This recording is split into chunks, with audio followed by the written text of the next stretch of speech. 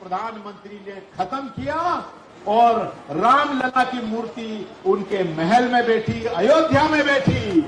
जय जय श्री राम, जय जय श्री राम।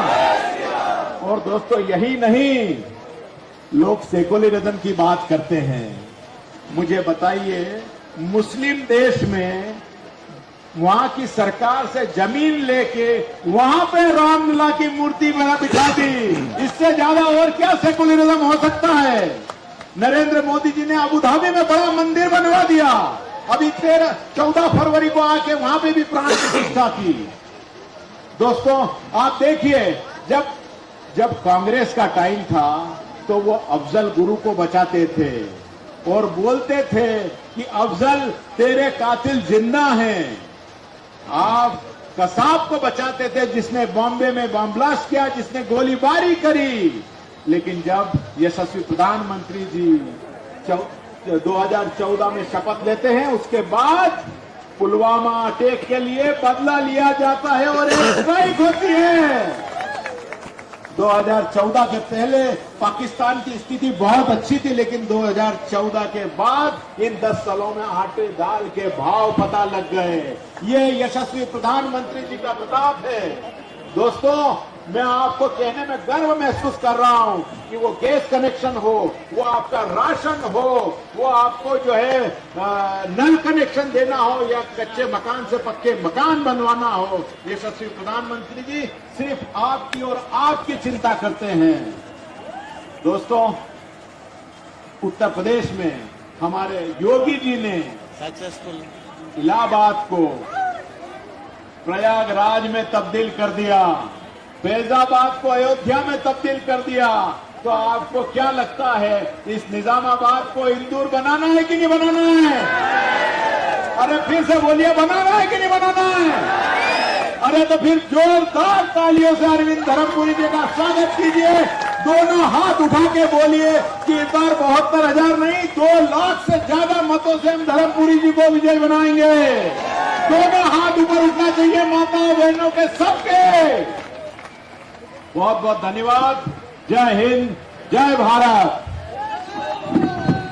అక్క ఇగో ఈ అరవింద్ అన్న ఉత్తి ఎంపీ అయితే కాదక్క, గీడ గా అవధుల స్వామి కూతురు, అవధూత స్వామి కూతురుకు కొడుకుకు గుండె ఆపరేషన్ అయితా అంటే ఏ ప్రభుత్వం పట్టించుకోలేదక్క.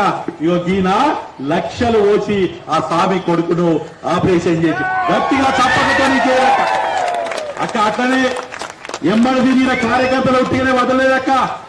గడ రావుట్ల ఒక బూత్ అధ్యక్షుడు తోట రఘు గారు రావుట్ల, ఆయన చనిపోతే ఆయన కుటుంబానికి ఆ పిల్లలకు ₹1,00,000 ఇచ్చి ఆదుకున్నాడక్క. దాచుంటాడు. ఇవాళ నేను అడుగుతున్నా, కాంగ్రెస్ జీవన్ రెడ్డి నువ్వు ఎమ్మెల్సీ ఉండి కదా ఒక్కసారి సిరికోటకు వచ్చినావా? నేను అడుగుతున్నా ఇవాళ కాంగ్రెస్ వాళ్ళని, మాది గిసుంటి పుణ్యాపుణ్ణి. కరోనా మన చుట్టాలో చచ్చిపోతే దూరంకే చూస్తుండే. ఇవాళ కాబట్టి రేపు పొద్దున కరోనాకపోతుండే జేసీబీలలో తీసుకుపోయి 4 పోయాల్సిన ముక్కుకు ఏడవాల్సిన వాళ్ళు ముక్కుకు నోటికి బట్టంతా కట్టుకురు. ఇగో ఈ ఎంపీ తన ఏదైతే ఫండ్ ఉందో ఆ ఫండులకేసి టీకాలు వేయించుకురాక ఆ టీకాలు వేయించింది ఎంపీ. మరి గచుట్టి మన ప్రాణాలు కాపాడిన ఆయనను గెలిపించుకుందామా? ఒక్కసారి గుర్తు చేసుకోవాల్సిందిగా కోరుకుంటూ గట్టిగా 2 చేతులు ఉన్న వాళ్ళందరూ కూడా చేతులు లేవట్టి భారత్ మాతాకి. ఇప్పుడు నేను పెద్దలు మన పార్లమెంట్ అభ్యర్థి, పార్లమెంట్ సభ్యుడు, కాబోయే కేంద్ర మంత్రి ధర్మపురి అరవింద్ గారిని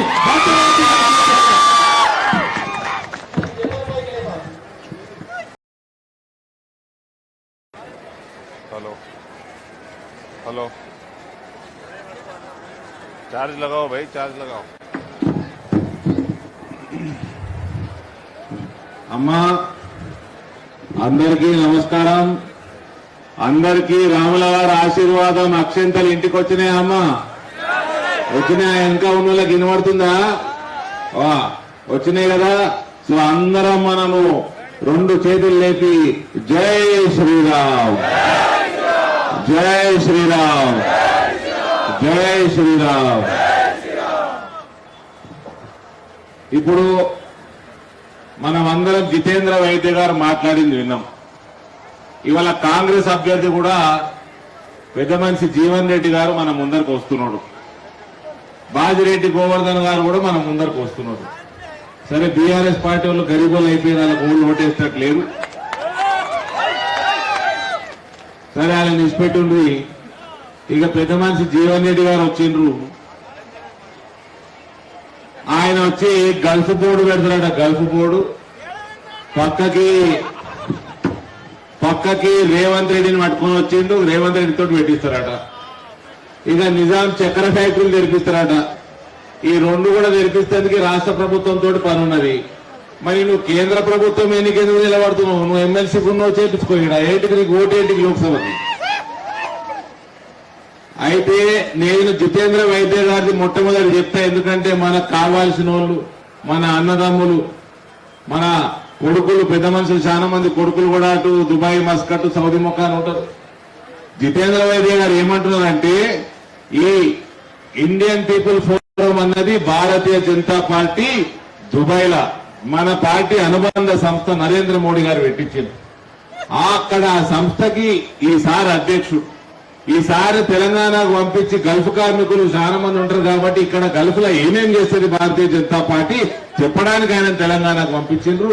ఇలా ఏం చెప్తున్నాడంటే గల్ఫ్లా ఎటువంటి ఇబ్బందులు వచ్చినా, ఆరోగ్యపరమైన ఇబ్బందులు వచ్చినా మన లేబర్ క్యాంపులలో మన సోదరులకి 24 డాక్టర్లు 24 గంటలు సేవలు అందిస్తా ఉంటారన్న లేబర్ క్యాంపుకు పోయి ఫ్రీ సేవలు అందిస్తారు. ఇక మనం చాలా మంది నా దగ్గర కూడా వస్తారు. అన్న నేను ఏజెంట్ మోసం చేసిండు, నాన్న లక్షలు ముంచిండు, నాకు అక్కడ తప్పు వీసా ఇచ్చిండ్రు, నేను ఇక్కడ ఇరికిపోయినాము, మమ్మల్ని పోలీసులు జైలు వేసిండ్రు, మాకు జీతాలు చక్కగా ఇస్తలేరు కోవిడ్ సమయంలో. అటువంటి సమయంలో ఇండియన్ పీపుల్ ఫోరము 11 మంది లాయర్లు సేవలు ఫ్రీగా అందిస్తా ఉంటది మన భారతీయులకి, ప్రవాస భారతీయులకి. కాబట్టి ఇవన్నీ కూడా మన కరోనా సమయంలో మన అన్నదమ్ములందరినీ మనం వాపసు తెచ్చుకున్నాము భారతదేశానికి. అప్పుడు వందే భారత్ మిషన్ అని నరేంద్ర మోడీ గారు ఫ్లైట్లు పెట్టిండు. ఆ వందే భారత్ కి అనుగుణంగా బలపరచడానికి 8 ఫ్లైట్లు ఇండియన్ పీపుల్ ఫోరం సేవా కార్యక్రమం పెట్టింది దానికి. అదే రకంగా మొన్న వారం 10 రోజుల కింద దుబాయ్లో అన్ని వరదలు వచ్చినాయి. వరదలు వస్తే బయటికి కూడా వెళ్ళరాదు వాళ్ళు, ఇంటింటికి రాశారు పంపించింది అక్కడ ఇండియన్ పీపుల్ ఫోరం. కాబట్టి నేను ఎందుకు చెప్తున్నా అంటే అమ్మా, భారతీయ జనతా పార్టీ నరేంద్ర మోడీ నాయకత్వంలో మన దేశంలో కాదు విదేశాలలో ఉన్న మన భారతీయులకు కూడా కేవలం సేవా కార్యక్రమం కోసం పనిచేస్తున్నది. అక్కడ ఎలక్షన్లు ఉండయి, అక్కడ పదవులు ఉండయి, అక్కడ ఓట్లు ఉండయి. అది కేవలం మనము సేవా కార్యక్రమం కోసం పెట్టినాం. ఇవన్నీ ఆదికాలే 45 ఏళ్ల రాజకీయ జీవితంలో కాంగ్రెస్ అభ్యర్థికి ఇప్పుడు ఎంపీకి నిలబడుతున్నాడు అని గల్ఫ్ బోర్డు పెడతా అని వచ్చిండు. 45 ఏళ్లలో ఇంటికి పెట్టలే. మొన్న జరిగిన అసెంబ్లీ ఎన్నికలలో మీ ఎన్నికల ప్రణాళికలు ఇంటికి పెట్టలే. ఇప్పుడు కేవలం లోక్సభ ఎన్నికలు వస్తే గల్ఫ్ సోదరులందరికీ ఎక్కడ కోసినా నరాన నరేంద్ర మోడీ ఉంటాడు. నరేంద్ర మోడీ ఆ భయానికి ఇప్పుడు వచ్చి గల్ఫ్ బోర్డు పెడతారట. ఎవరు పెద్ద మనిషిని ఏమంటుంది. ఇక నేను అప్పుడుగినా పట్టించుకొని ఉంటే మధ్యలో 15 ఏళ్ల నుంచి పసుపు సోదరులందరూ ఇబ్బందుల పాలు కాకపోతుండే, 4,000 రూపాయలు పడకపోతుండే. ఎప్పుడు గుర్తుపెట్టుకోండి, పసుపు మనం ఇవాళ ఎగుమతి చేస్తున్నాము, రేపు పసుపుతోటి తయారయ్యే పదార్థాలను ఎగుమతి చేయాలి. ఇవాళ స్టార్ బక్స్ కాఫీ తాగేది కదా, హైదరాబాద్ పోయినప్పుడు స్టార్ బక్స్ కాఫీ తాగుతారా?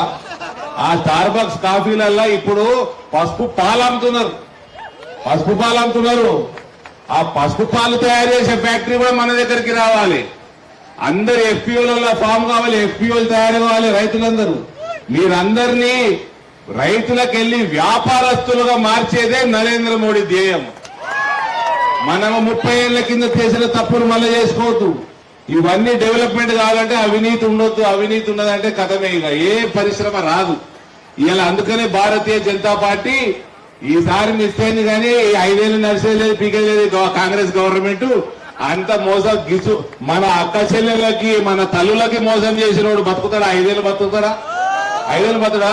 తులం బంగారం ఇచ్చినావా? సిరికొండల పెళ్లిలైన పోయిన నెల అయినా అవ ఎత్తు దుద్దులు మొన్న తులం బంగారం రేవంత్ రెడ్డి ఇచ్చినట్టు ఇచ్చిన ఆడు 4,000 పెన్షన్ ఇచ్చిన ఆడు 2,500 ఇచ్చిన ఆడు అందరికి. ఎన్నిసార్లు మోసపోతారావా? ఎన్నిసార్లు మోసపోతారు? నరేంద్ర మోడీ చేసిన మోసం ఒక్కటి చెప్పిన వలన ఒక్కటి చెప్పుర్రి. రైతులకు 500 రూపాయలు ఇవ్వలేదా? 2 పంటలు అయిపోయినాయి. ఈ పంటనైతే కొనుగోలే చేస్తలేడు. నేను కొనుగోలు కేంద్రాలు పోతే ఆడ బండి లేదు, హమాలి లేడు, గొన్నె సంచులు లేవు, సుత్రి లేదు. వరి అంతా రోడ్ల మీద ఆరవేసుకొని రైతులందరూ బిక్కు బిక్కుమని ఉన్నారు. వర్షాలు పడుతున్నాయి అప్పుడప్పుడు. అసలు కొనుగోలే లేదు. కొనుగోలు చేస్తే తరుగు తీస్తున్నాడు. ఇంతకుముందు బీఆర్ఎస్ కేసీఆర్ ఏమేమి పాపాలు చేసాడో కాంగ్రెస్ కూడా అదే పాపాలు చేస్తున్నాడు. రైతు బంధు 15,000 అన్నాడు, అది లేదు. 2 లక్షల రుణమాఫీ అన్నాడు, అదైతే నాకు దగ్గరలో కనబడతలేదు కూడా.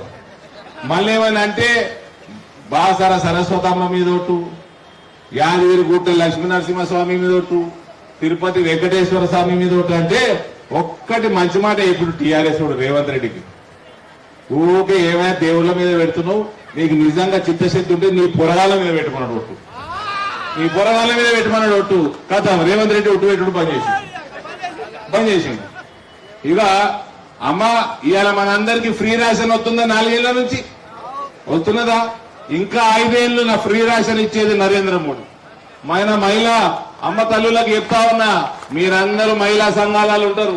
మహిళా సంఘాలకు లోన్లు ఉన్నాయా?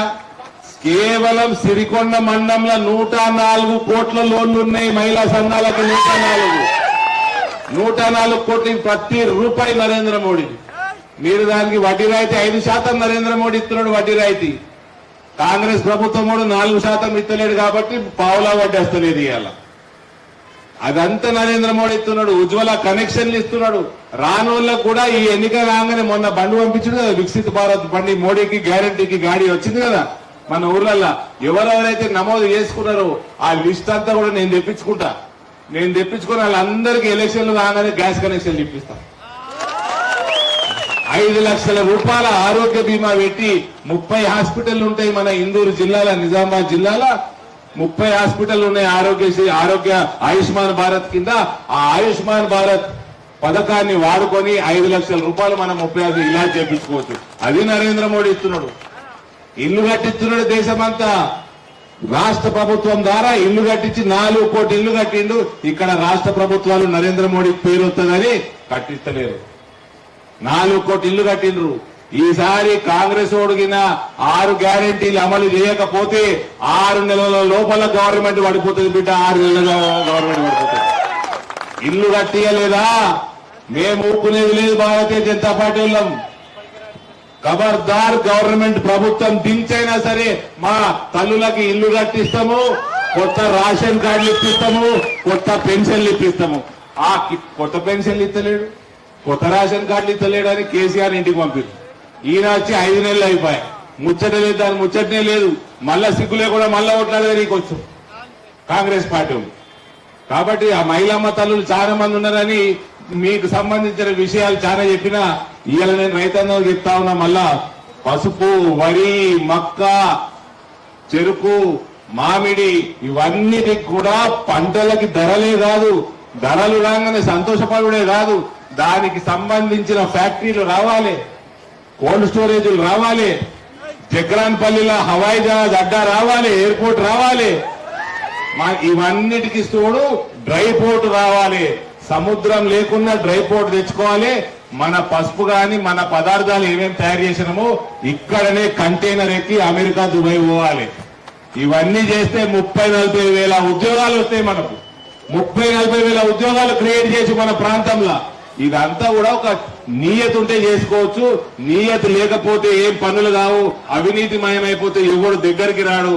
కాబట్టి నేను మీ అందరినీ కోరుతా ఉన్నా, రానున్న కాలంలో దయచేసి మోడీని ఇంకా బలపరచండి, ఇంకా పెద్ద మెజార్టీతో గెలిపియండి. ఎప్పటికప్పుడు వార్తలను వీక్షించేందుకు Q9 న్యూస్ ని సబ్స్క్రైబ్ చేసుకోండి, లైక్ చేయండి, షేర్ చేయండి. విలువైన సమాచారాన్ని ముందుగా మీరే తెలుసుకునేందుకు బెల్ బటన్ ని క్లిక్ చేయండి.